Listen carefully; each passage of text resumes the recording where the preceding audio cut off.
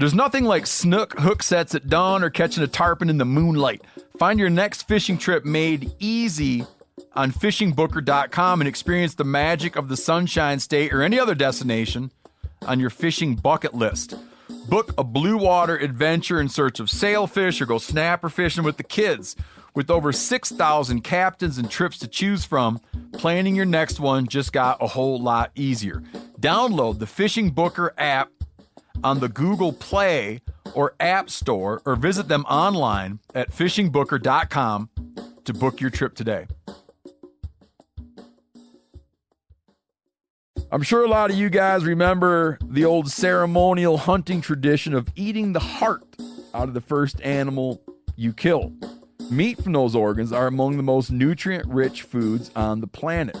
You can get those same benefits your ancestors craved via convenient daily capsules from Heart and Soil. Find out more at heartandsoil.co. And remember, use code MeatEater for 10% off your purchase.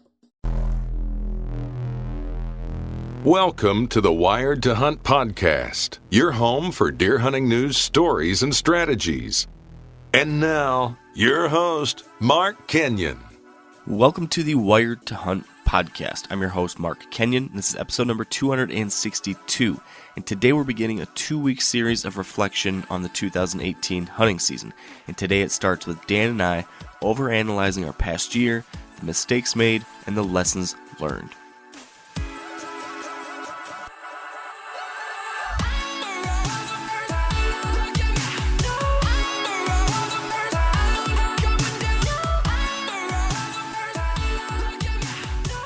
All right, welcome to the first episode of the Wired Hunt podcast, brought to you by Onyx, in the year 2019.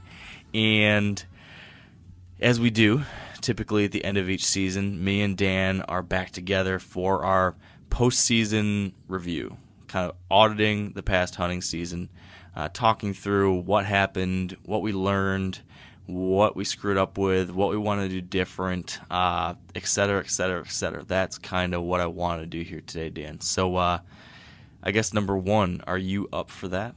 I'm down, dude. I'm ready. Number two, then, before we get to it, how were the holidays? Do you have at least one Dan Johnson family disaster story that you can share? I feel like it wouldn't be a podcast without one of those. These days, disasters are every day.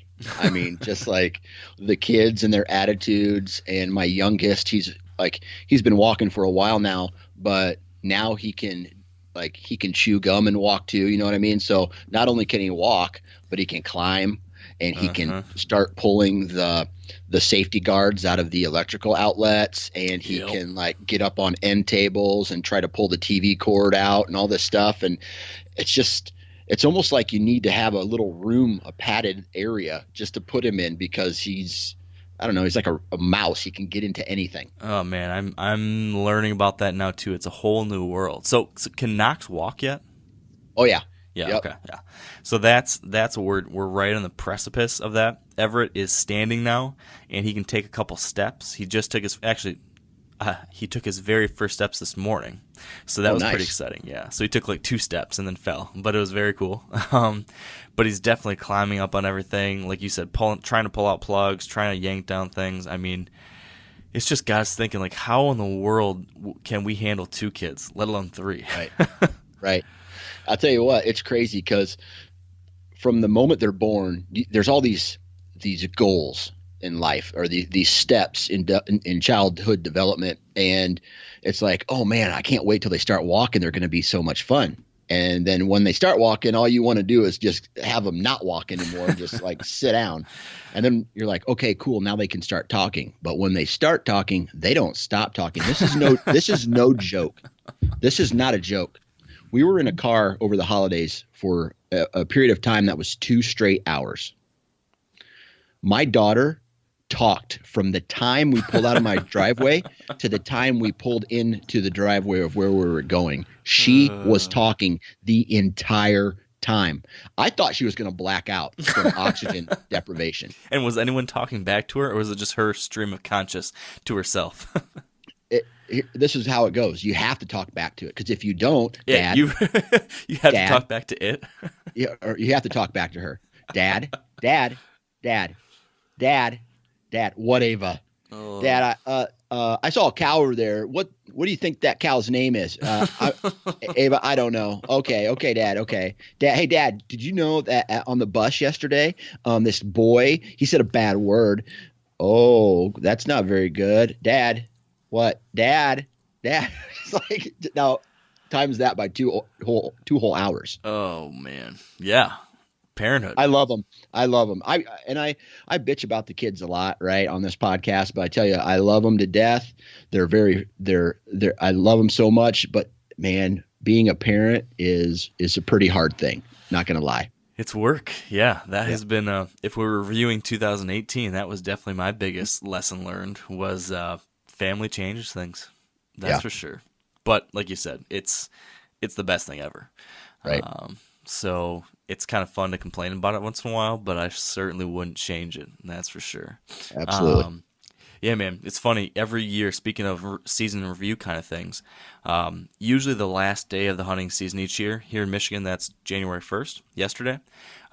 So every New Year's Day, I typically go out and hunt, and I just find it to be like a nice way to end the year. I always sit somewhere where I can just be by myself, and I usually just kind of, I don't know, I'm not as focused on hunting. I'm usually just kind of sitting there, sometimes just close my eyes and try to like soak in the surroundings and the sounds and the smells and the moment, and just for that last time of the year, just soak it all in, appreciate it, and then think back on the season. Kind of think through, I'll sometimes in my head just go back to the first day and try to remember each hunt, each cool experience, just kind of go through that story in my mind and remembering all the highs and the lows and think through what I did right. I kind of try to do that like self-review each year. Right. Right. So I was going to do that last night, yesterday evening, but ended up getting close to the time I was going to go out, and I thought, you know what? My wife had been busy with taking care of Everett, and I'd been working throughout the day. I thought maybe it'd be a good idea to take Everett with me. So I grabbed him, put him in the front pack, put on some Blaze Orange, went out to the property, one of these properties that I could hunt, and we just took a walk together. And we he doesn't know what I'm saying, but the whole time we're walking, I'm like talking to him about the stuff I usually talk about in my head. But I kind of told him the story of my season. I told him about, oh, well, you were doing this, and you know that day that you had chicken pox? Well, that's when Daddy was in Nebraska, and kind of going through that whole thing. Then we went and checked a trail camera. I went and showed him all these big rubs and told him the story of Frank and showed him, well, this is the spot I saw Frank, and this is this rub he was making when I saw him that one time. We walked through and kind of scouted through this little patch of ground where he had been breeding a doe, and it was just kind of a fun thing to do, to kind of cap off the year. I thought it was a very fitting way. As I was doing it, I thought, this is the way to end the season, because this season was so defined for me by this new stage in life, Yeah. And getting to share that with, getting to spend that last day with the reason why I'm in a new stage of life, and leading to this new year, sharing this part of my life with him.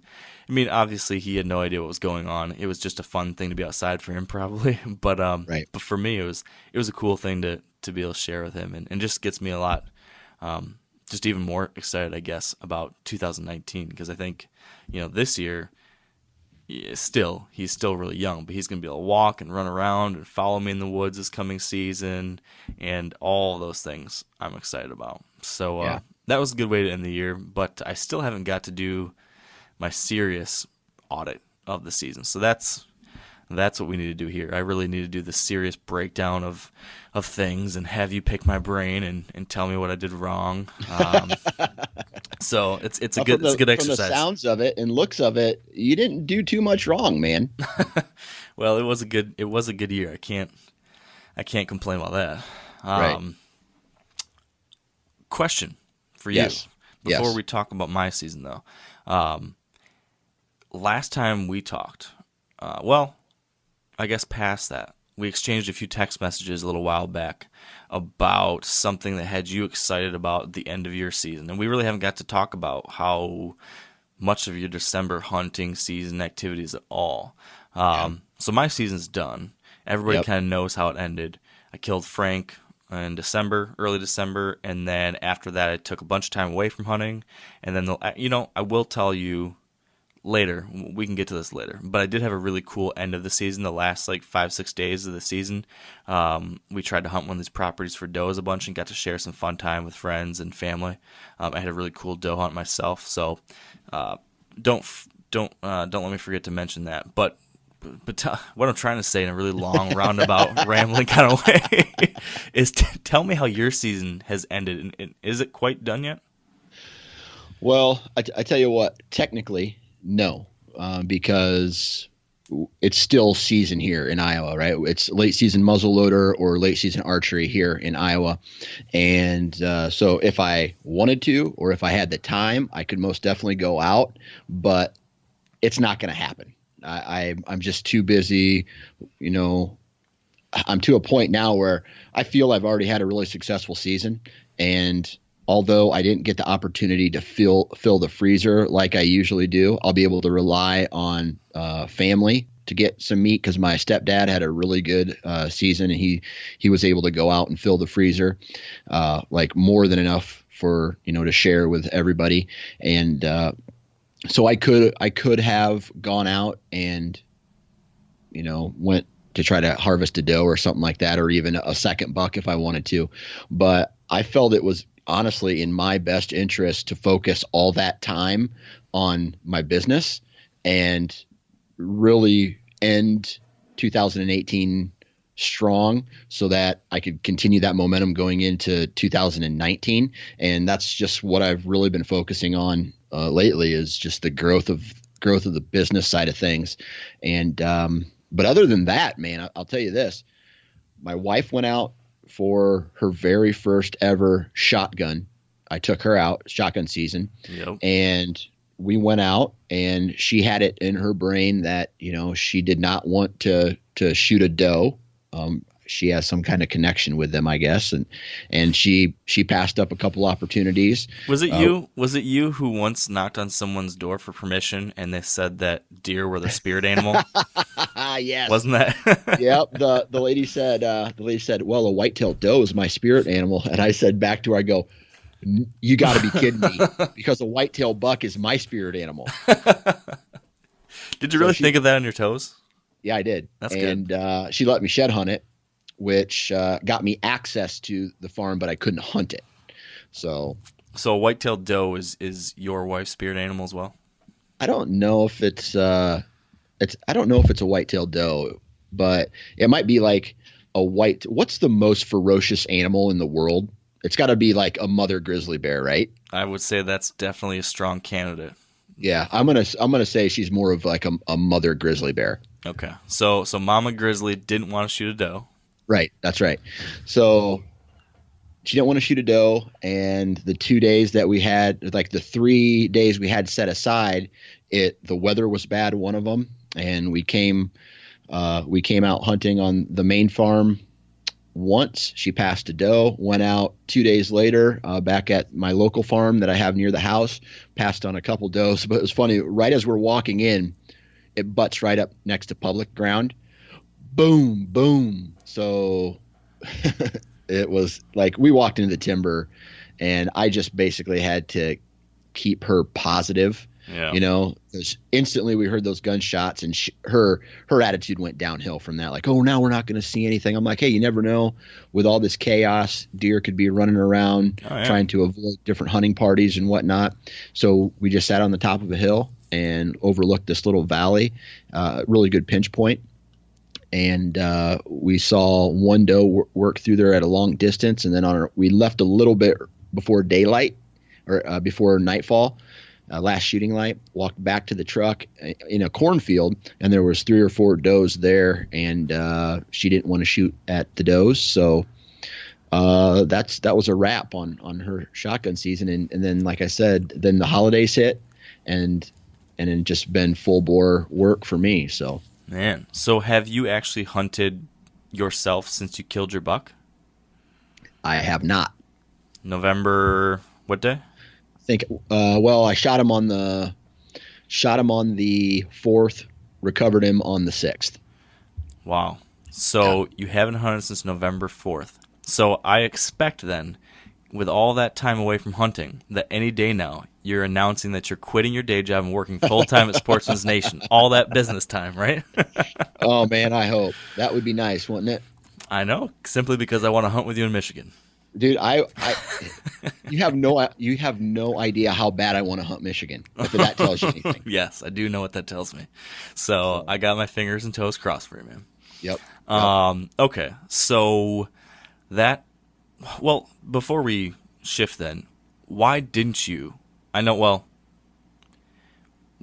after the one buck that you got pictures of?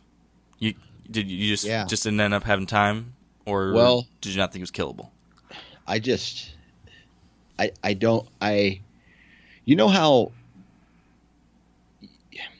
I don't even really know how to explain it. Like I get into a groove, right? In between, like before the season starts, before the rut starts, you're gathering data from trail cameras. You're looking at sign. You get into this groove, right? Where it's just like you all the data that you've collected now becomes like fluid. And then you just go with the flow, right? Okay, I got this wind, I got to sit here, or I got this data from this trail camera, and there's a good trail or a rub right here. I got historical data from last year from here. You get into this flow where things become automatic almost, and I was not feeling that at the end of the season. You know, I was more concerned with some other things like family and trying to get my wife prepared for shotgun season. And, you know, I went to check my trail cameras, and then Gnarly Charlie showed up, and I don't know. It sounded like you got excited. You're like, man, I'm going to put together a strategy. I'm going to go after him again. Right. Yeah. So what happened was I got a picture of him. Right. And then I ended up putting a dirt, like right at shotgun season. So honestly, I went in, taking my wife into the best possible spot where I thought he might come through, because he showed up the night before. So we went in there, set up a ground blind and some real thick trees, and went in there after him. And, you know, just that one doe showed up. But it's one of those things where then I didn't really know what to do, because I had already taken my trail cameras down from previous years. You know, there was hunting already still going on in that farm. And then we had to come back home. I had to go back to work. And I guess while I was there, I set up a cell camera, and I started getting relay, you know, pictures back from this camera. And then all of a sudden, like, oh man, it might've been part of right after second season shotgun ended, he shows up. Yeah. But it's completely nocturnal on this camera, because there was a standing bean field.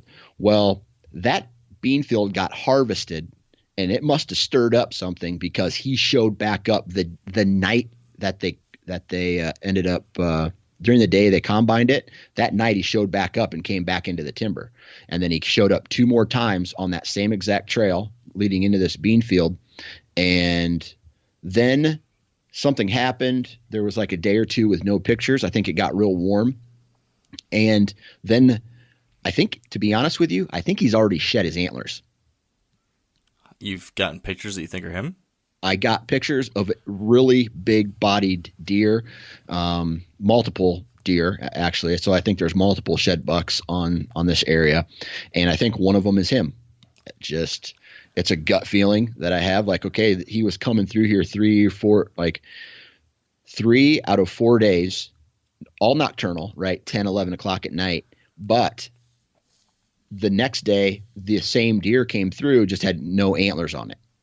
So I think he already shed his antlers. Interesting. Well, yeah, it certainly happens when we, I don't think you weren't on the podcast when I mentioned this, but that one buck survivor that I've been watching the past couple of years, he got killed by a neighbor. And the neighbor, while tracking that buck across the property that I hunt, actually found a shed from a early shed buck. So that I've got my first shed of the year because he gave that to me. And I've been hearing some other people across a number of states saying the same thing. So I know it happens every year. It's always surprising though when it does. Yeah. I mean, every once in a while, I mean, just like Spencer, right? He shot that buck and his antlers popped off. Yep. Right. I've heard numerous stories of that already. And it's just one of those things where I think now that I know he shed his antlers, I just have this really good feeling that he's going to make it through winter and I'll be chasing him next year. That would be knock on wood. Yeah, I know that feeling. The excitement of hoping that one of those bucks will be back the next year and what that can mean. Golly. Are you going to share pictures if he comes back next year? We'll see, dude. I mean, this is just, I mean, we've talked about this, right? I mean, yes, the same reason that you decided not to share pictures is the same part of the same reason that I decided not to share pictures. And although, you know, there's probably lots of people who listen to this podcast and my podcast who live in the area. I don't know. And they would have a hard time being able to hunt the property that I hunt. It's just that, I don't know. I'll share it when I'm ready, you know? I think that's a good thing. Yeah. It was kind of nice to keep a little bit private, you know, like we talked about with Frank. It's kind of nice to every once in a while have some stuff that's just kind of for you and some things that we share. And I think there's a balance needed there sometimes maybe. So yep. I think that's good, man. I then want to know, before we talk about 2019 and Gnarly Charlie, 2018, right? You hunted elk, and then you hunted October into early November. Yep. If you had to, like, now that you look back on your season, satisfaction level with the season on like a 1 to 10 scale, or however you want to quantify how you feel about your 2018 season, how would you describe that? How would you rate it? Dude, I don't know if it could get much better. I mean, I come from Iowa, right? So I just see cornfields, and then when the corn comes out of the fields, it's flat ground. And I mean, there's some great views and great terrain in Iowa. However, I went to Colorado, dude, and I got up to like 11,300 feet one day, and I saw these spectacular views, and I was able to hunt in some very remote places, you know, as far as the lower 48 is concerned, that would be very hard to get to for anybody. And we went in and worked our balls off and had a crack at an elk and saw some, you know, we saw elk. I saw my first bull elk up close. That wasn't in like Rocky Mountain National Park. And, you know, public land, DIY, just another unique experience as far as a Western hunt concerns. So just, it's hard to put a number on it, but that's a win for me. If I never killed an elk but had that same experience every year, it's a success in my book. Yeah. When you get those hunts for elk where they're screaming up close and all that stuff like you had, that is hard to beat. I don't blame you for being excited about that. And it's crazy, and I'm sure you are aware of this feeling, but you get to a point where you're just completely exhausted and it sucks climbing up the mountain in these verticals and over the deadfall. And you're just like, oh God, this sucks. But the second I got in my car and drove off that mountain, I wanted to be back doing it again. And it was like, and that's all I think about now. Elk. Yeah. Really? Yeah. I mean, it's crazy. It's interesting because I either said this on this podcast or someone's podcast. I don't remember where I said this, but I have this like ebb and flow of non-whitetail interest, and usually it's like right about now I usually get kind of burnt out on whitetails. I need like a month and a half or so, or at least a month maybe, where I kind of step away from whitetails and I get really excited about elk again. This is when I always end up like planning in my elk hunts or whatever Western thing I'm going to do, and I'm reading my backpacker magazines and my bugle magazines and my fly fishing magazines and all that kind of stuff. I'm like, oh, I'm going to do this adventure and this trip and that thing and this thing and that thing. And that, you know, happens in the winter. But then without fail, every year it gets to like late summer and it's leading into all those trips, and I should be getting excited about those things, and I am excited about those things. but I always find myself like, I should be scouting for whitetails, or I should be checking that camera, or I should be, and I always end up I'm too addicted to whitetail hunting. Like, and this year, for the first time, it's January 2nd, and I'm not burnt out on whitetails at all. Like, I'm already like in full blown like July excited for the next season mode right now. So for whatever reason, I'm more energized and refreshed than I usually am. So it's funny to hear that you're on the opposite side of it. You're more focused on the different species now, where I'm more focused back on the usual. Well, I tell you what, I'm not going to say I'm more focused. I would say I'm equally as intrigued, because like right now, I'll be honest, my focus is on work and family right now. Like I haven't put too much thought into going out west again. I mean, I'm going to do it, but I just haven't put too much thought into it as of right now.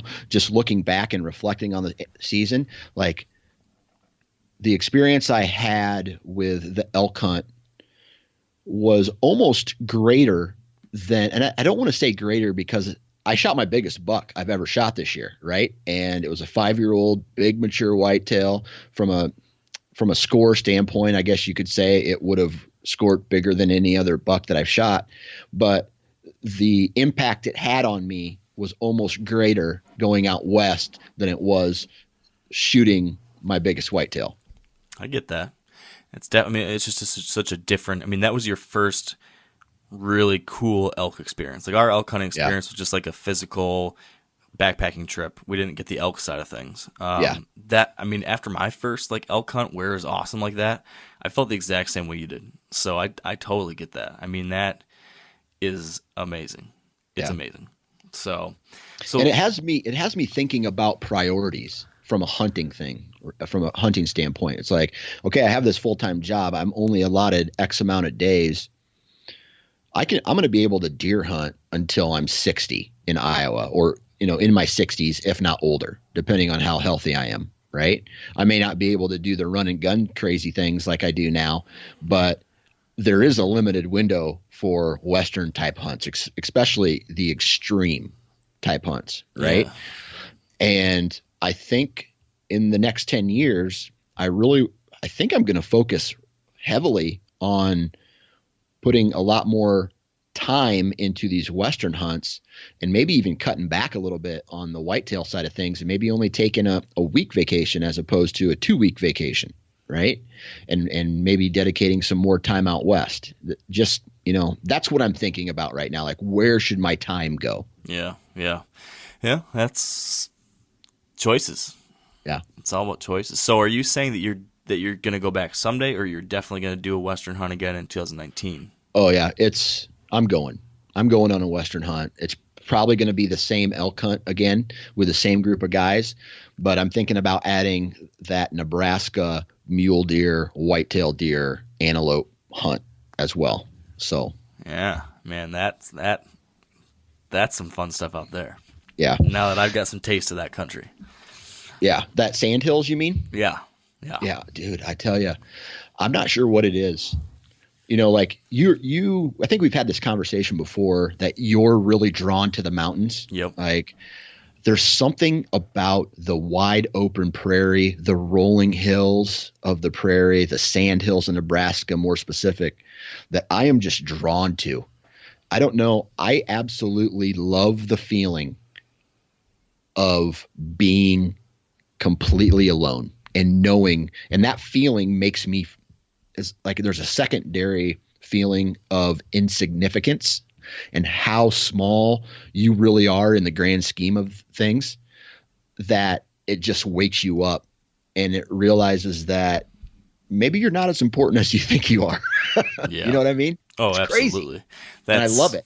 That's something I always enjoy about any time I get out in these big wild places. That's exactly one of the things I'm thinking about, which that hunt that I had in western Nebraska was definitely that kind of thing. That was just, like you said, something about the wide open prairie and those rolling hills and the just horizons that are never ending, that really becomes apparent in a very visual way, that you're very small. And that's invigorating. in some fashion. So, yeah, man, if I had to look at my season from like a satisfaction standpoint, a lot of things you just mentioned there factored into it for me too. Because I had a couple of these hunts that were very much adventures in different kind of ways. The public land hunt in Montana was just a ton of fun. I love those solo kind of sleeping in the back of my truck hunts, and like that was an adventure whitetail hunt for sure, slogging up and down rivers, back into canyons. It was like just a cool hunt, and to be able to pull it off on my own, that was very rewarding. And then fast forward to the Nebraska hunt, that we just talked about, that same kind of thing, just totally different than any other whitetail hunt I've ever done. Big wild place. I mean, even though that wasn't public land, it was more like a public land hunt and more wild and vast and unpeopled than any public land hunt I have done. So that was really cool. So did you miss, staying on the topic of Western hunts, did you miss not elk hunting this year? Well, I did do the elk hunt too. Remember, I took. Oh, that's right. You went solo for what, like 4 days, 5 days? I was solo for 2 days, and then I met up with Ryan Callahan for 4 days or something like that. I forgot about that. Yeah, that was kind of like I kind of forgot about it too. It kind of just slipped away into the memories of my hunting season. That was during that September. Like my September was just nuts.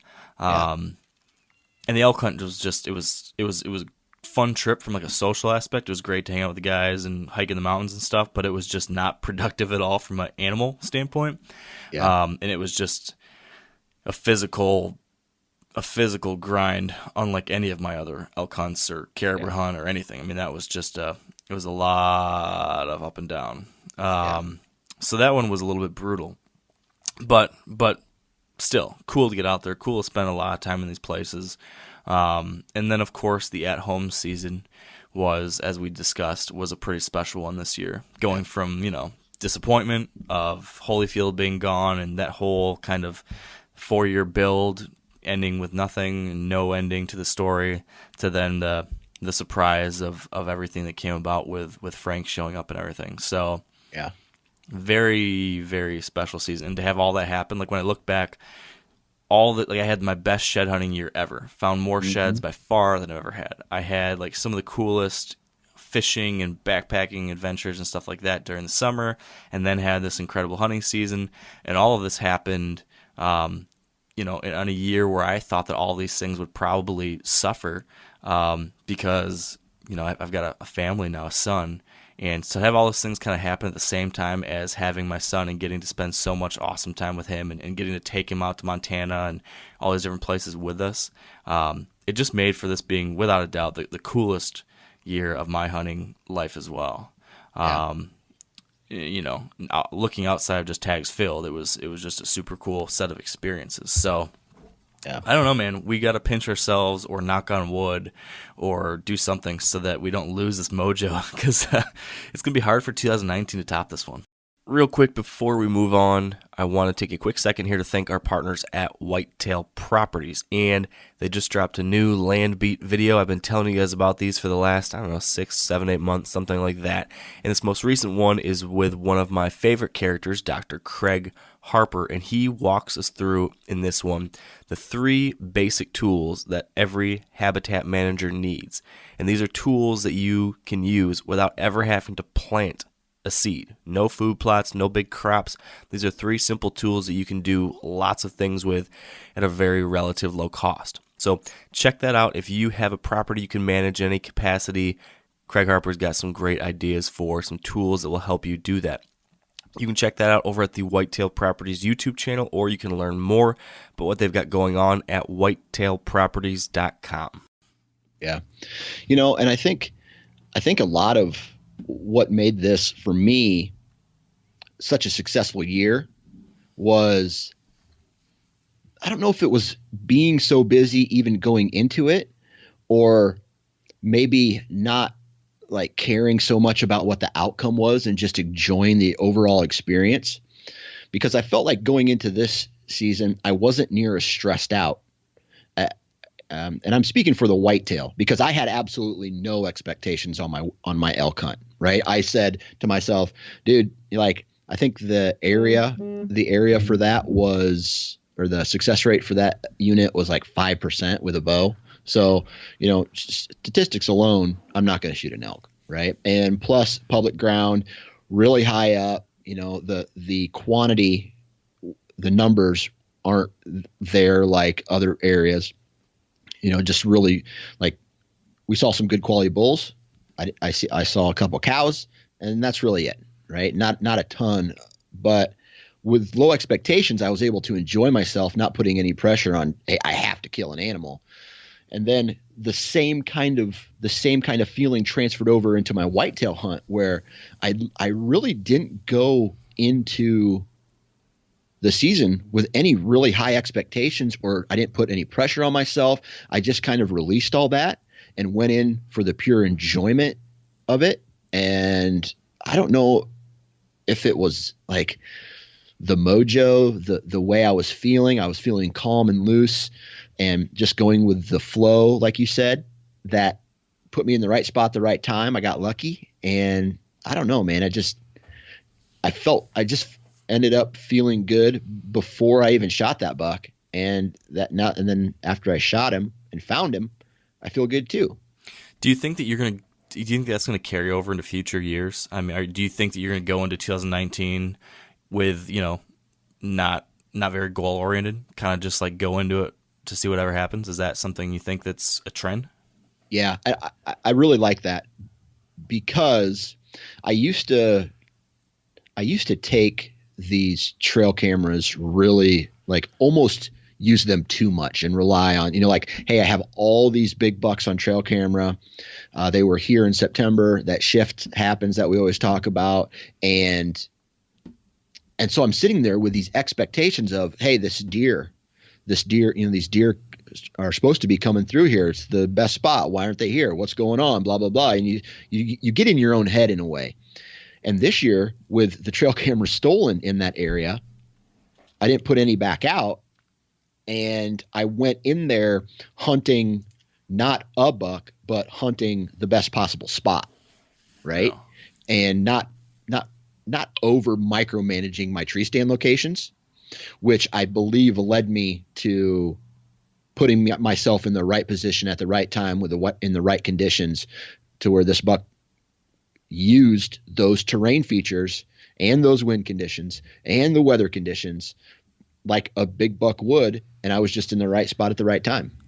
So you did a bunch of things right there, yeah, that led to that success, whether that be the fact that you just let go of some things and focused on the right things versus maybe overanalyzing pictures or specific deer or whatever it might be.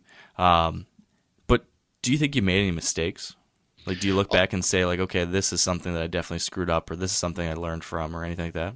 Yeah, man, I make mistakes every year, and I'll be the first to admit that, right? I mean, no one hunts perfectly. And for me, I made some mistakes, probably getting too aggressive before, like during the pre-rut times. Like, I bounced into some really good spots, probably in that 20th of October timeframe. I remember having like a 3-day window where I was able to go in and hunt. And that was when you thought you could hunt Gnarly Charlie's bedroom, right? Right. Yep. I went in there, and I think I just went in a little too early. I think they were still on that, that bed to feed pattern, still nocturnal. There wasn't a ton of sign compared to other years. And I didn't really read that as the deer are here. We had really high water almost all of September. And I think that pushed the deer out. I think he was in there at that time, but I think I bumped him out at some point, either adding additional trail cameras or going in on some of these aggressive hunts too early. And I bumped him out, and he did. And I think I remember telling you that I didn't get any trail camera pictures of him until, I want to say November 8th. And I think that's how long it took him to feel comfortable coming back into that farm. Sounds like a 2-week window.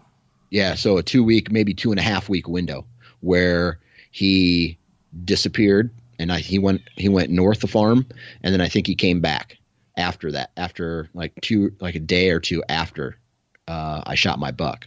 So I don't know. I think I got him figured out though. And I just have to get in there and use my head knowing what I know about this one specific pinch point that leads up to a field.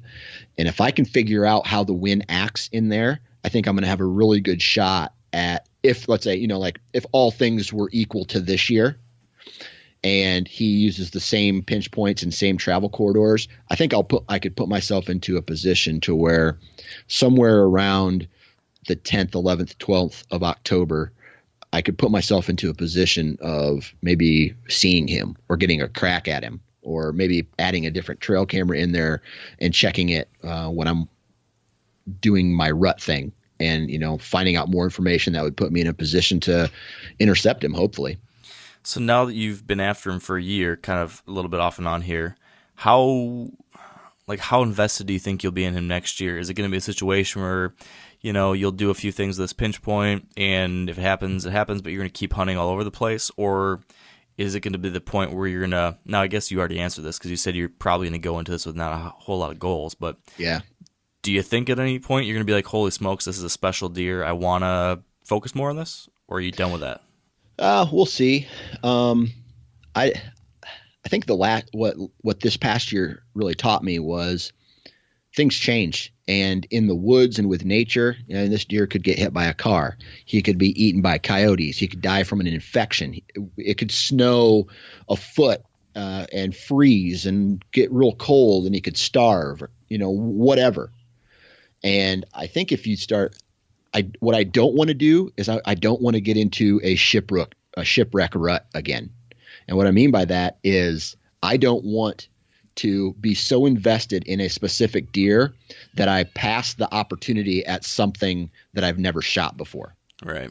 Yeah, it's interesting you say that. I kind of had a similar conversation with Spencer last week because he was talking about how he doesn't like to target specific bucks or get too focused on that, and he kind of said by default he has to because he doesn't see the same deer often, but that he didn't really like to do that because some of the things you mentioned there, and then you just mentioned that.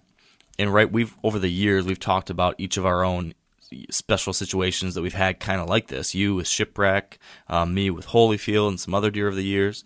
And it's interesting that you two have that same thought over the course of this time period now, and I feel like I'm going the opposite direction.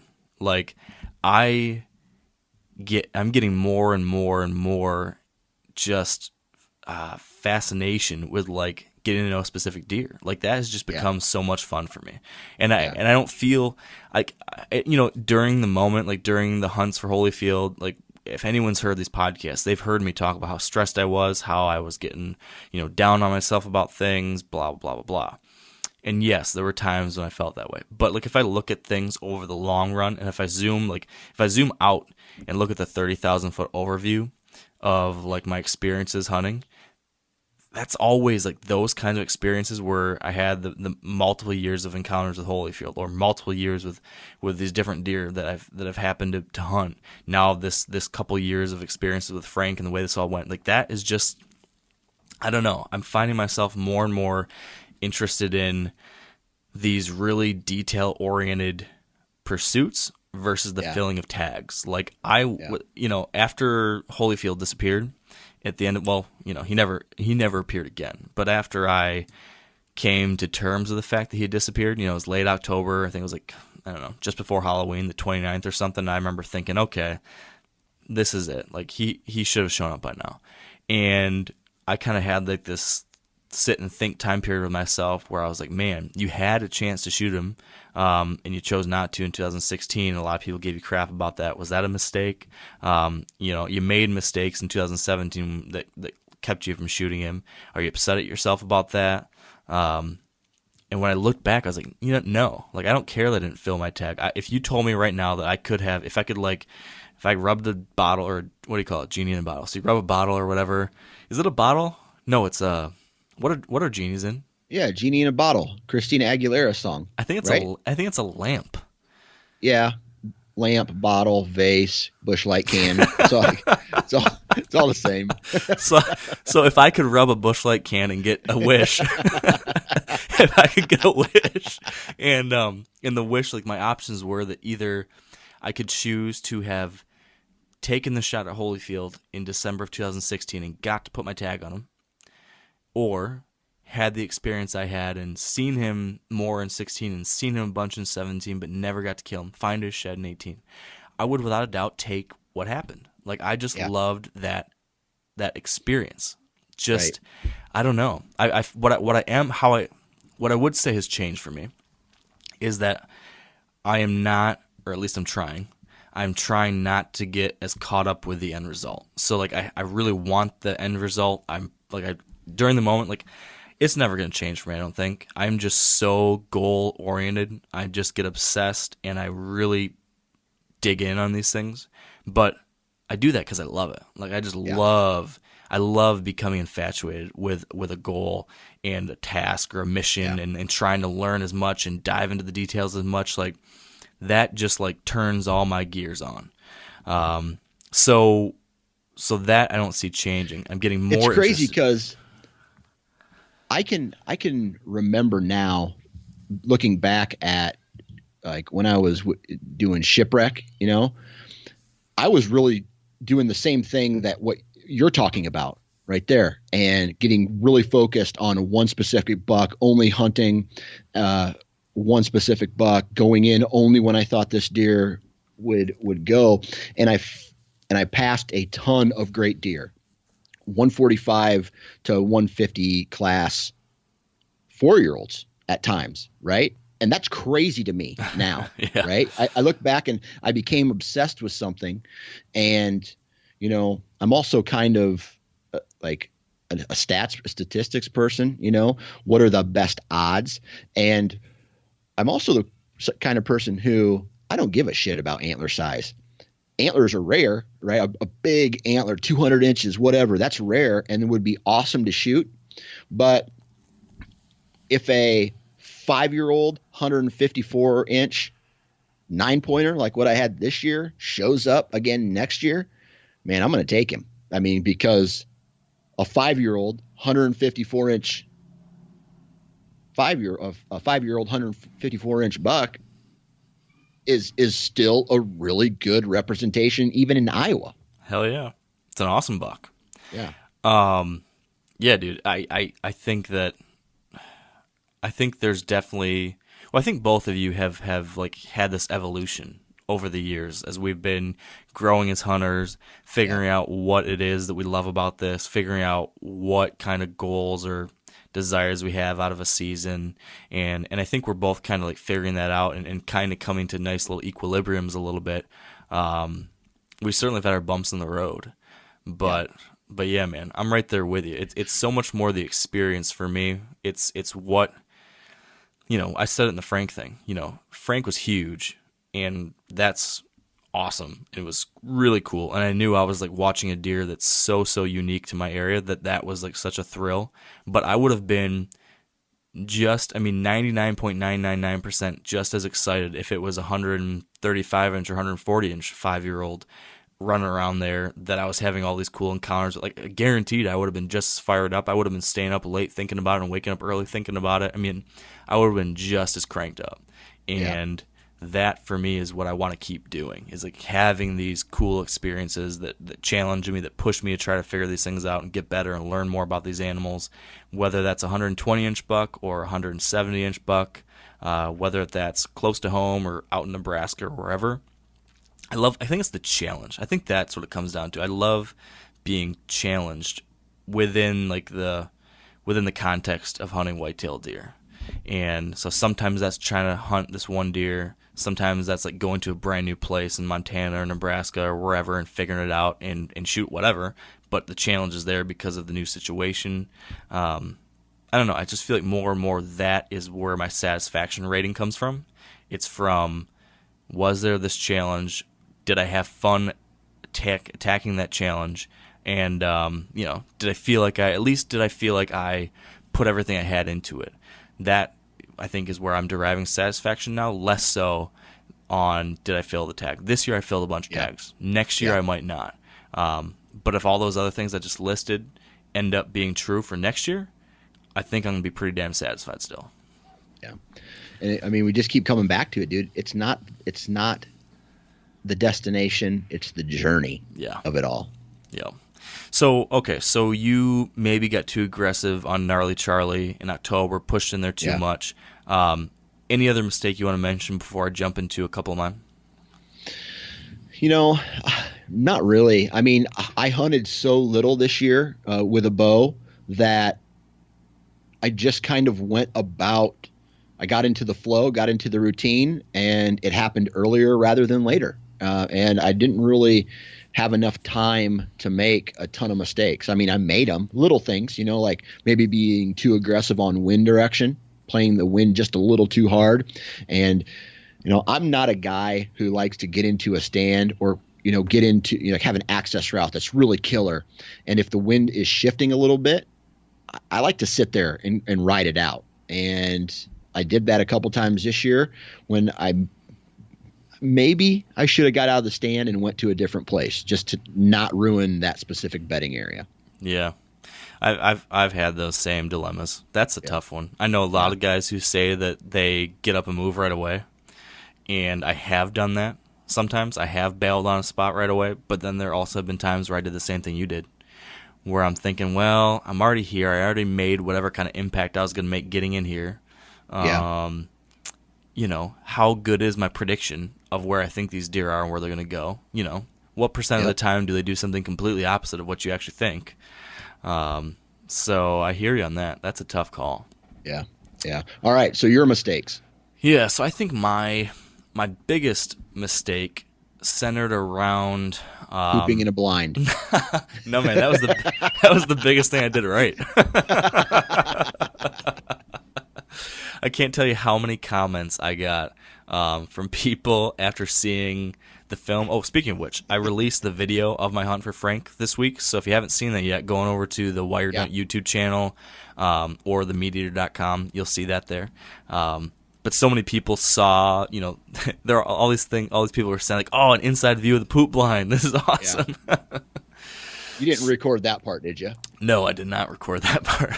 And by the way, before we get back into being serious again, you have a lot of listeners on this podcast. So of all those listeners, I need one of you to create a meme of Mark Kenyon rubbing a Busch Light can and having a genie pop out of it. Okay, that's all I wanted. That's your guys' task for this week. That'd be an awesome T-shirt. I would wear that T-shirt. Yeah. So what was I talking about? Your biggest mistakes. Oh, biggest mistakes. But how did that relate to the poop blind? Most people don't poop in their blinds, okay. And that's kind of a mistake, right? Yeah, that's what I was going to say. Okay, so deer. Biggest mistakes, yes. So biggest mistake, I think, related to this new area that I got permission to hunt this past year. Because coming into 2018, one of my big goals was to have more places to hunt, right? Because I've found myself sometimes, like my local Michigan spots, I get too stuck on this one spot that's been historically pretty good, and I always have like a handful of other places I can hunt, but some years it's been a small property that I lost. So that a couple of years ago I had a really nice little secondary spot, but I lost permission there. A couple of years I've had permission on properties with friends, but I could only hunt them when I'm with those friends or situations like that. So this year I was like, you know what, I need to put myself in a position to have a much better set of plans B, C, and D. And I thought I had that situation when I got permission on this large property on the west side of the state through a friend. And it was a really good property. Like we talked about in the spring and the summer, like it's a great spot. There's a lot of deer, and because it's a larger property and because the landowner is managing it for deer, there's a lot of older bucks, much more than any other place I got to hunt. So going into this year, I was thinking, man, of anywhere I'm going to hunt, I bet you that's my best lock to like fill a tag, to have success. Like I know there's going to be mature bucks there. I thought that was going to, as much as a mature buck in Michigan might be, I thought that would be my, I don't want to say guarantee, but like my best chance. Right. Now, I feel like I just made a bunch of mistakes around that. Number one, I didn't get to put as much time into prepping that property as I wanted. Just, same thing you talked about, just time. Time got away from me. I was traveling a lot, a bunch of new career things going on, had a baby, trying to manage this small property that's local, trying to do some work up on our North Michigan property. All these things are excuses, I know, but just simply did not get to put as much prep time as I wanted into this new area. So that was one thing. That led to a couple missed opportunities, me simply not prepping things quite right. Number two, I think that I went into those hunts assuming it was better than it was.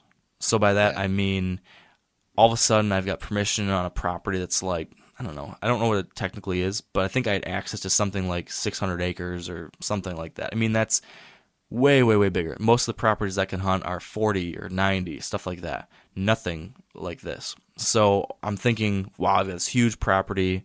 The people that own it are managing it for deer. It's going to be great. This is going to be like hunting, one of these Midwestern states where the pressure is much lower and where I've gone in the past, Ohio, Iowa, whatever, that it's just, you can just get away with different things. You can hunt things differently than I can in Michigan, and you can still see mature bucks and get shots.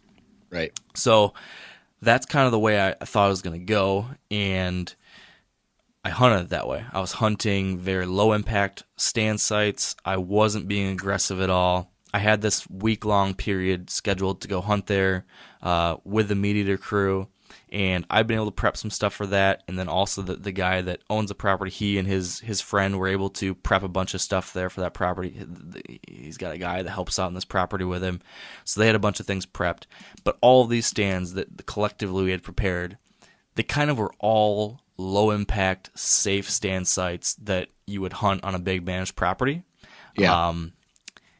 And the issue I found from the time I spent there was that even though this is a pretty big property, even though there was a lot of good things going for it, it had great habitat, all those things being the case, it was still Michigan. And it still, what ended up happening was that the deer, even with all those things, still behaved the way that they do on the 40-acre property I hunt locally or the 90-acre property I hunt around here. They still did not want to move past those things in daylight. They still were not daylight active 99% of the time. They still couldn't be killed in these ways. And I just did not get aggressive enough. I just stuck with, I don't want to say it was it wasn't necessarily that I didn't know that. I think it was a situation where I was afraid to step on toes, I think a little bit, or to divert too much from like the party line. I don't know if that makes sense. So basically, it sounds to me like a decision that you would make if you were hunting by yourself was a different decision because you were hunting with additional people. Exactly. Yeah. And I don't want to piss anyone off. I don't want to overstep my boundaries. I think because of that, and because I was still navigating, the relationship of hunting this property with these guys, it was a lot of new things, and because of that, I didn't hunt the way that now I know I should have hunted, and in the moment I knew I should have hunted, and I think that led to the fact that it was a great opportunity. There's a lot of good bucks on camera. I should have filled a tag there. I had a week there in the rut. I should have killed a buck, no doubt about it, and I didn't. So from like a tactical standpoint, that was a tactical mistake. And then to a very specific tactical mistake, I told you the story of... Right? Were you in the episode where I told the podcast the story about where I had this buck at 20 yards and couldn't get a shot at him because of a trimmed shooting a lane that wasn't cut? Yep, I know that. Yeah. So that was like a very specific example of, because this was a shared property with these other guys, this was a spot that I had tried to go in to hunt a stand that I'd been scouting the property in the spring. I noticed an old ladder stand when I was out scouting in the spring. And in my head, I thought, okay, that's a good spot to hunt, but I never ended up getting back to it, never ended up messing with it, never ended up doing anything there. So then on this morning, I see the wind, I look at all the things I knew, I was like, okay, I want to try to go, I think I want to go to that area, and I remember there's like an old ladder stand in there, I'm going to sneak in there and try to hunt it. So I go trying to sneak into that spot with a cameraman, we're running late, everything's a mess already, and we get in there and it's dark, and I cannot find this stand. I can't find the stand. I'm walking around, and I'm getting frustrated and pissed off. It's not there. And then we find like an old like tripod that someone had put out there who knows how long ago. And then I'm thinking to myself, is that what I saw? And my memory was that it was a ladder stand, but it's like a tripod that, I don't know what to do with this. So in a moment of panic, I don't know if it was panic, but I texted the other guy. I was like, hey, is that ladder there? And he's like, oh, no, I don't think so. But, there's this other one down the way. You could try that. So this is a long way of getting to the fact that I ended up going to a stand that I had not prepped myself, that I didn't know about. I knew that there was a stand somewhere around there, but that I didn't personally do anything with. Went to that spot. It ended up being in a great spot. And I liked it so much that I hunted there several days afterwards. But because I didn't put enough time in the summer to prep all these spots myself, I was dependent on other people, which I hate being. And because of that, a spot that should have been a cutting lane cut, there wasn't. And that buck was standing there at 20 yards. This would have been, before Frank, it would have been my biggest buck ever in Michigan. Very close to one of my bigger deer ever. A great Michigan deer. And he was there at 20 yards, easy peasy shot, can't get it because of all these limbs. And that's no one's fault but mine.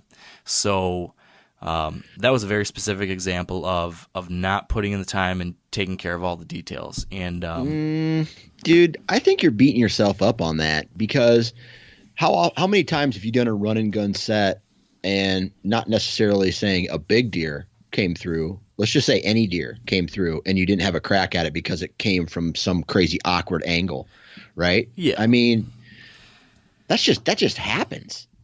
Yes. I mean, yes, it does. And I guess I just feel, and maybe you're right. Maybe you're right. I'm just, and this is kind of just what I do. I mean, right? I overanalyze things and I nitpick. But I guess this is a situation where the nitpicky part of me can point to a very specific little thing that kept me from a very specific outcome, and that's is like a thorn in my craw that I keep looking back. Like, I know I'm gonna have to watch that clip on some future episode of a show, and I'm gonna sit there kicking myself, pissed off because this really cool buck is right there, and I couldn't get a shot, and that's gonna be a bummer. But yeah, I mean, it could have happened in any kind of scenario. It could have happened on a run and gun hunt. I've had similar things happen. I just wish that in that scenario, like, it was a prepped tree.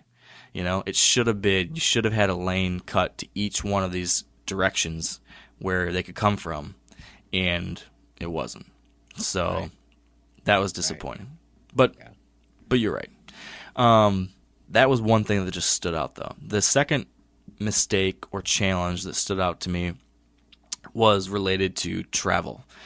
We talked about this earlier in the year, but I had I'm traveling more in general because of stuff with the new company and everything. And then that is layered on the fact that I've got more responsibilities at home with a son and trying to figure out a way to balance that. And that just kind of made this year tougher in ways that obviously you know about as you're talking about this thing yourself. And so my big mistake happened that I didn't recognize how tough that would be right out the gate. So in September, I had like an 11-day period where I was going to hunt Montana, and then it just kind of kept getting stretched out. I was like, okay, I'm going to go for Montana hunt. And then Josh was going to go to North Dakota, so I was like, well, I can stretch out and hunt North Dakota too when I'm out there. And then there was business meetings and some folks that I work with were like, hey, why don't you stick around for another day or two since you're already going to be out there. So all of a sudden, like, what I thought was going to be a 7-day hunt became like an 11-day hunt. And then I got the invite to do this elk hunt, and that kind of stretched out to more. So all of a sudden, I thought I was going to hunt 7 days in Montana in September, and by the time September was done, I ended up being gone for 20 days or 21 days or something of the month. And that was a mistake. I mean, that was just way too much put on my wife and way too much time away from Everett. And I was, right after that, I was like, oh, wow, I don't want to do that anymore. I do not like being gone that much. And so, we talked about I canceled one of my trips in October.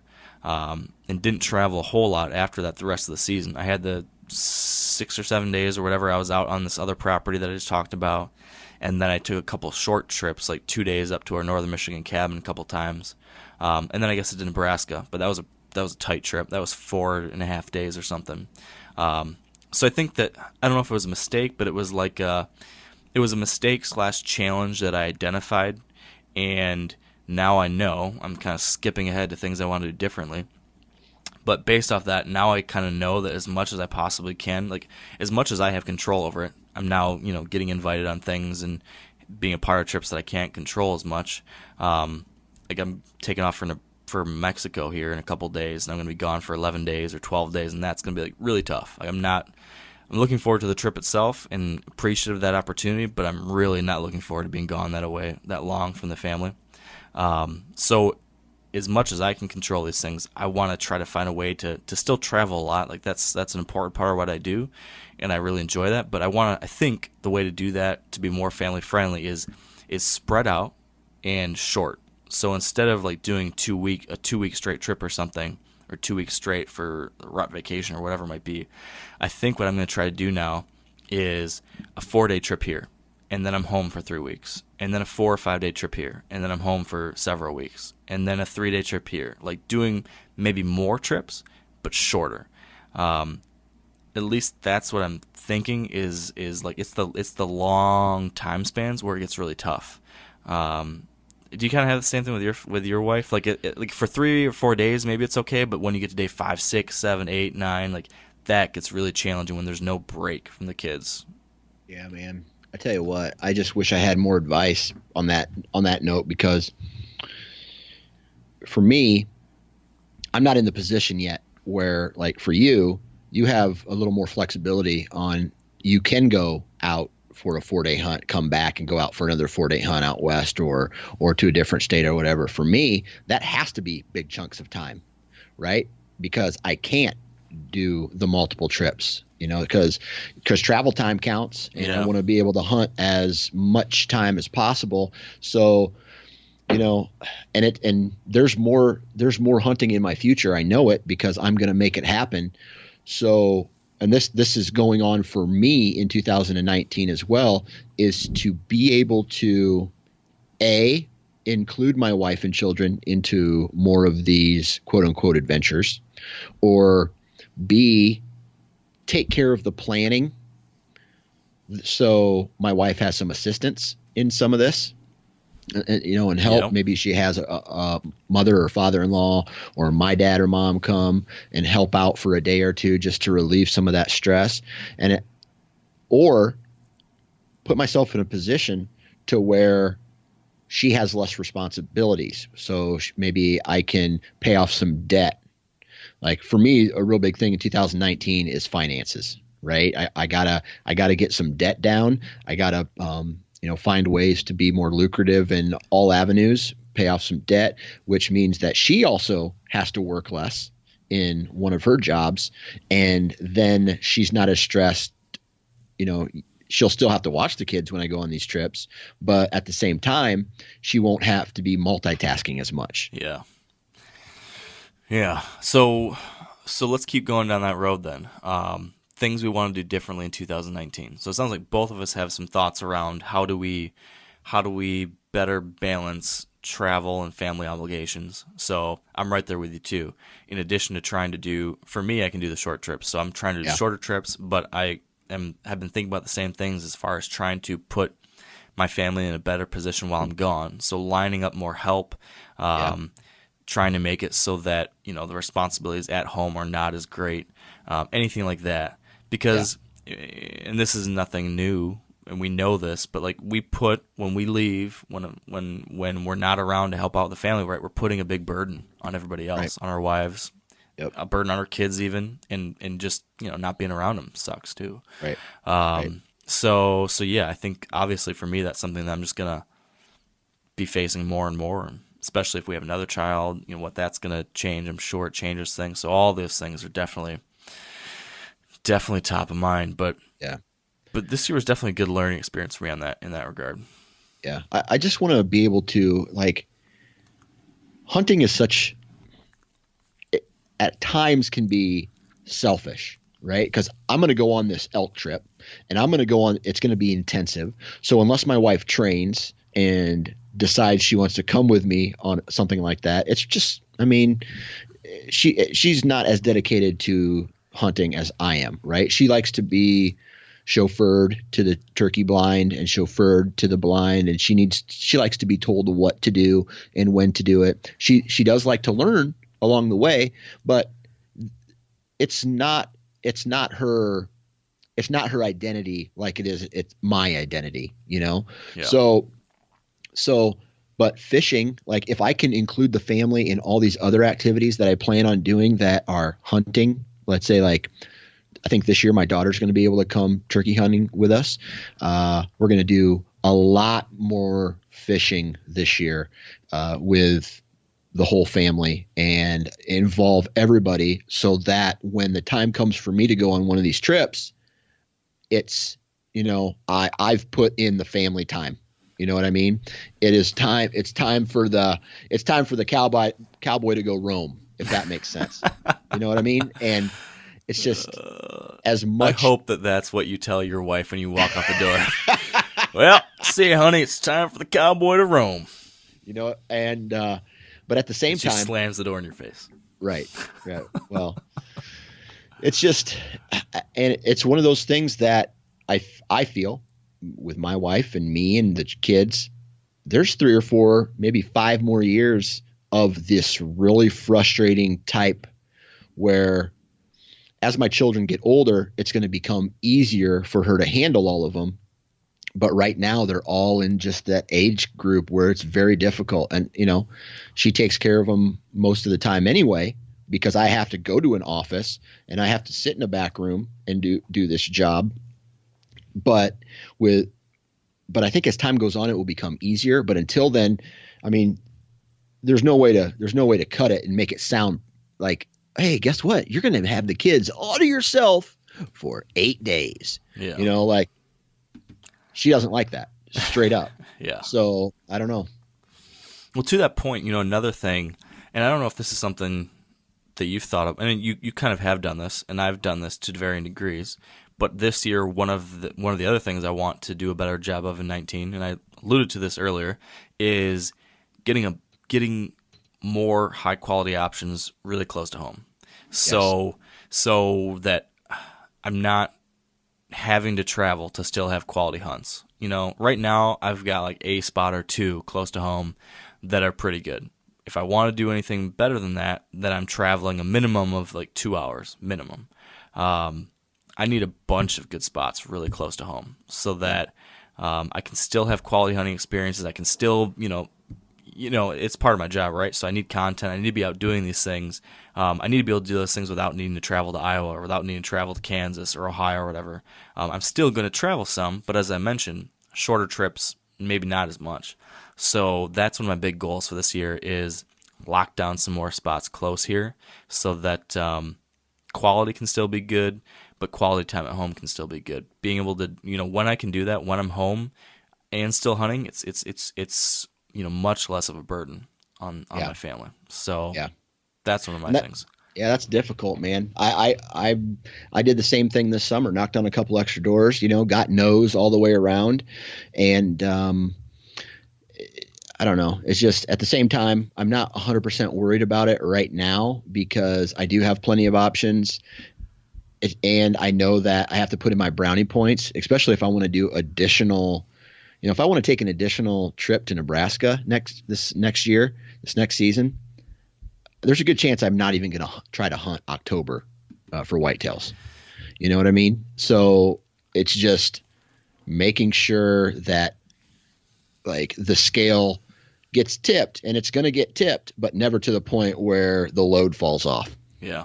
So what are you envisioning then for these trips? You're envisioning a September elk hunt. You're envisioning when are you going to do this Nebraska hunt? Yeah, I'm not sure if it's going to be like the last week of September or the first week of October. That'll be a shorter trip, maybe like a 4-day trip, a day to travel, 3 or 4 days to hunt, and then a day to travel back. So it's like an 8-hour trip from where I live to out there. And I don't know, just try to, and it's going to be play it by ear, right? I mean, the good thing about Nebraska and some of these other states like Colorado, it's an over-the-counter tag. So if I have a lot of preference points for Wyoming, I'm going to turn those in someday. And when I turn those in, they take years to calculate, to build up. And when that hunt comes and I draw a good unit, I'm going and I'm going to spend a good amount of time there, right? Because I've invested heavily in this hunt. Yeah. Yeah, I hear you there. Interesting. So that elk hunt, is that early September? Yeah, that's the first week of September. So you're kind of doing like what I was talking about a little bit, in that you've got early September, early October, then I'm sure you're going to take a week for early November or whatever, however much time you can, right? So Yep. at least kind of spreading them out to give the family time in between. That sounds like that works for you too, huh? Yeah. Yep. That's the goal anyway. I mean, it would be awesome if I could take a week-long trip every month, right? Maybe even late August, take a antelope hunt. September, take a elk mule deer hunt. October, take a different hunt.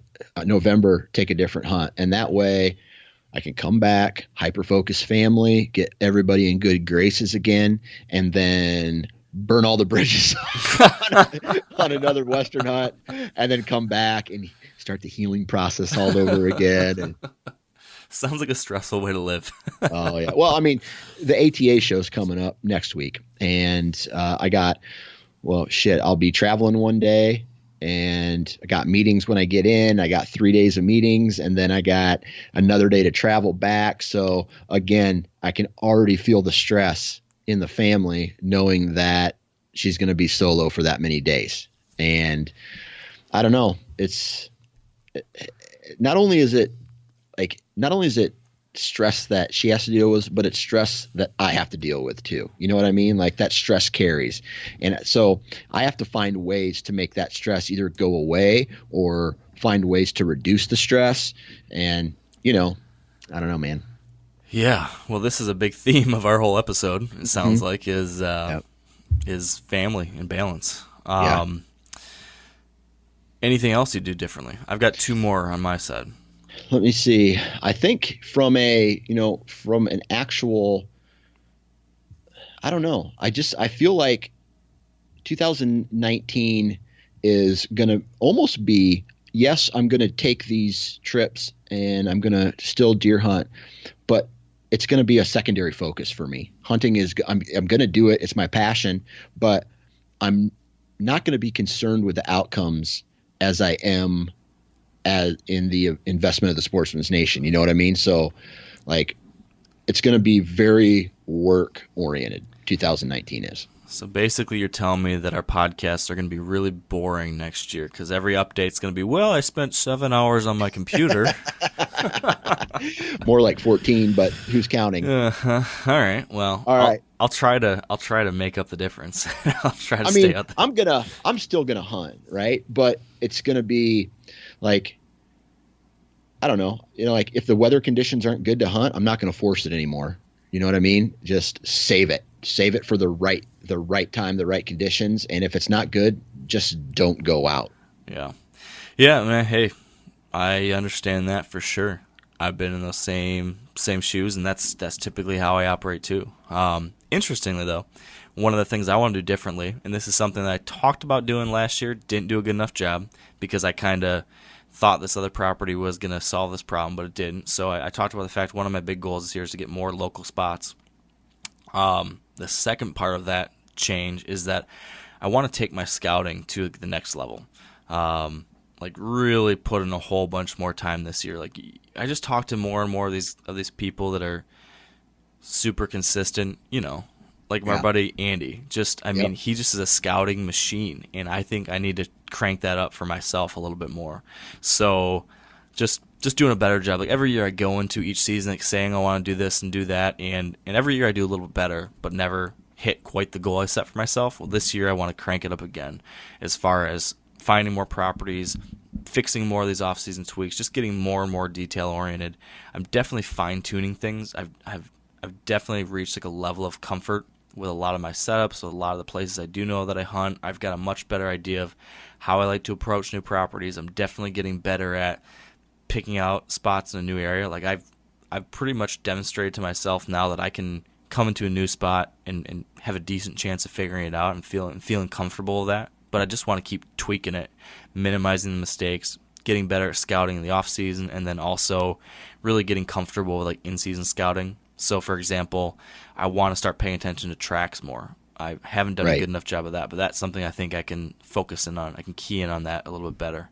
And then the big thing, well, I don't know if it's the big thing, but another big thing is going back to archery and taking what I tried to do this past year, which was try to start developing a back tension style shot sequence, but I tried to do that with an index finger release, and that I thought was working better, but I got into the season and I found myself still making a couple mistakes with it. So this year I'm breaking down everything and started from the ground up again. So I bought an actual tension style release. So there's no trigger to punch, there's no thumb button to push, there's no way to release my bow except to pull through. And so that's what I've got the release now. I'm going to start working with it, and that will hopefully make a big difference for me this year. And I'm sure I'll share everything that happens with that. But really just want to keep on trying to find ways to minimize any chances of error when it comes to my bow hunts, and just constantly trying to get better. So that's going to be a big way to do it, hopefully. We need to pause again here one last time to thank our partners at onX. And onX is the producer of the onX Hunt app. That is the mobile application that I'm using to get my maps when I'm out there hunting, whether it be in public land or private land. It shows me the property borders. It shows me public land. It shows me, I don't know, I can measure distances and areas. I can mark waypoints. I can share waypoints with friends. And, one of the things I've been talking about here a lot recently is the fact that I want to get access to more properties this year. And I'm going to be using onX exclusively probably to do that, because I need to figure out who owns certain properties, which properties are broken into which parcels, and then who owns those, so that then when I go to do my door knocking this spring, I'm going to know, okay, this property is owned by Mr. Johnson, and this property is owned by Mr. Smith, and this property is owned by Mr. whatever.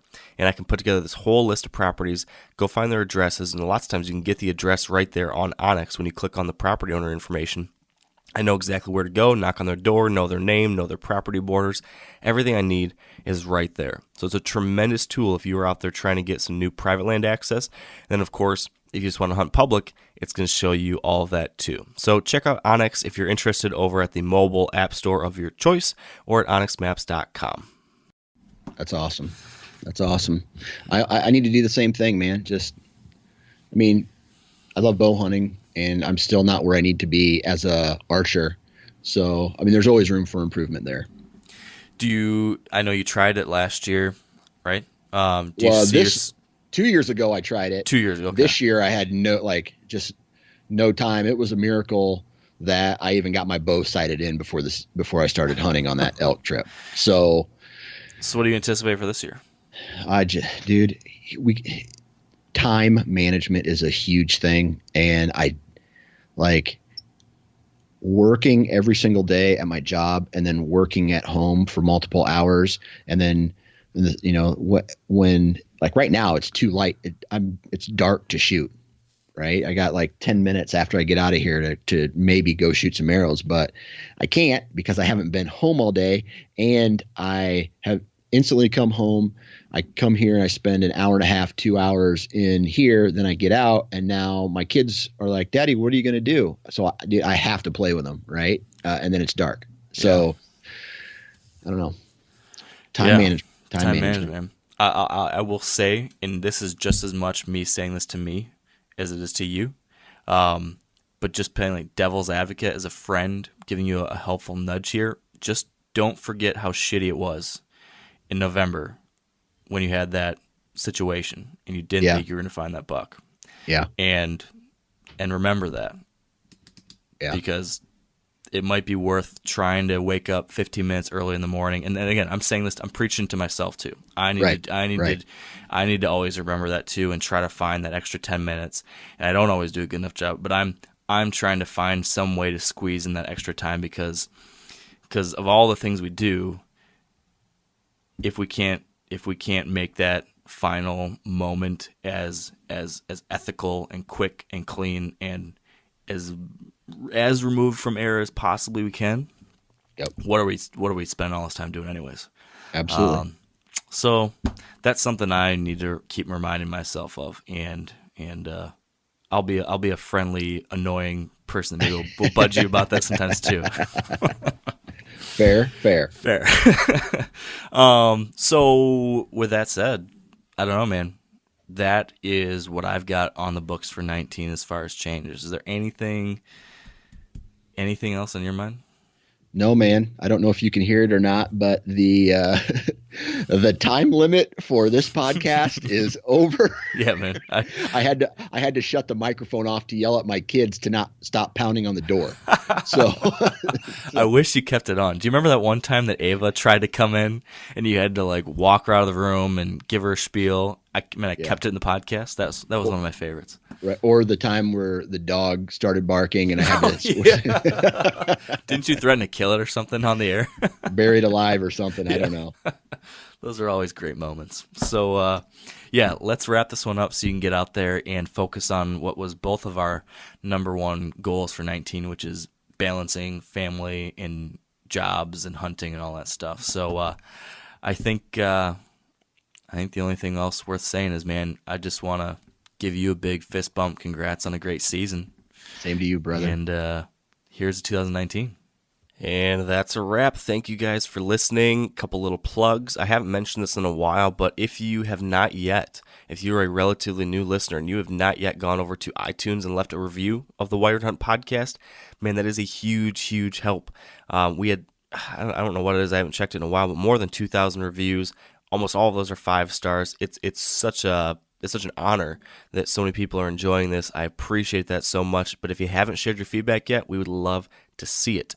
Also, final plug, if you haven't checked out my video of that Frank hunt that I was talking about, I definitely would recommend doing that. You can head over to the Wired Hunt YouTube channel to watch what was, I think, a pretty darn cool story. I was really happy with it.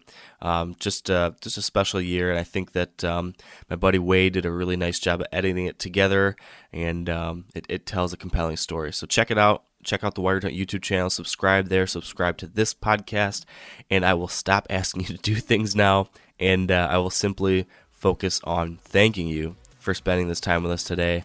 If you're still hunting, keep at it. I keep seeing people laying down bucks on Instagram and Facebook. There's still success to be had.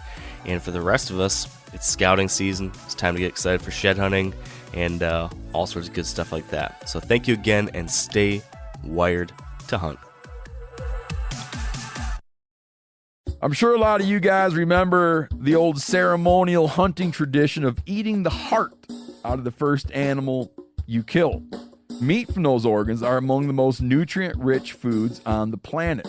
You can get those same benefits your ancestors craved via convenient daily capsules from Heart and Soil. Find out more at heartandsoil.co. And remember, use code MeatEater for 10% off your purchase.